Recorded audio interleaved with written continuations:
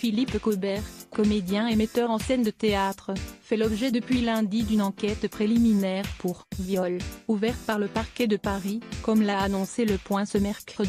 Ces investigations, confiées au service régional de police judiciaire, SRPJ, de Toulouse, Haute-Garonne, font suite à la plainte, dont Le Parisien a révélé le contenu, déposé le 27 mars dernier par Sylvie, une Toulousaine de 43 ans. Nous avons contacté les avocats de cette dernière, une femme accusant Philippe Cobert, qui conteste les faits, de l'avoir violée il y a 8 ans. Notre cliente porte des accusations graves contre un monument du théâtre français.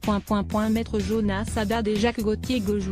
Que cette personne soit ce que vous qualifiez de monument ne change rien, la loi est la même pour tout le monde. La plaignante a mis du temps à trouver la force de dénoncer les faits, elle est maintenant déterminée à ce que la justice reconnaisse sa qualité de victime et se tient à la disposition des services de police. Comment expliquez-vous que sa plainte survienne 8 ans après les faits?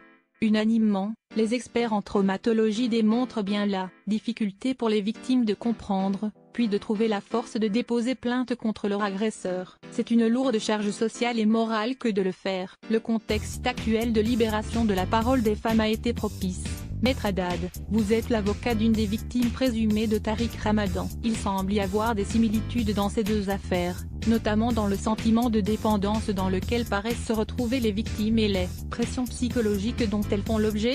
À l'évidence, il y a des convergences, même si les profils des mis en cause sont assez différents. En revanche, ils sont tous les deux accusés d'avoir usé de leur domination mentale, de leur emprise sur des victimes, pour les convaincre que ces relations, contraintes, sont en fait normales. C'est ce qui est terrifiant. Pour l'un, l'ascendant psychologique est d'ordre religieux, pour l'autre, l'ascendant est plus artistique. Pour les deux, en revanche, la pression est sociale. Les victimes évoluaient dans des milieux où ces personnages faisaient autorité, des monuments dans leurs milieux respectifs, comme vous avez pu les qualifier. Mais la loi est faite pour protéger tous les citoyens en situation de faiblesse et il n'est pas question de passe-droit en la matière.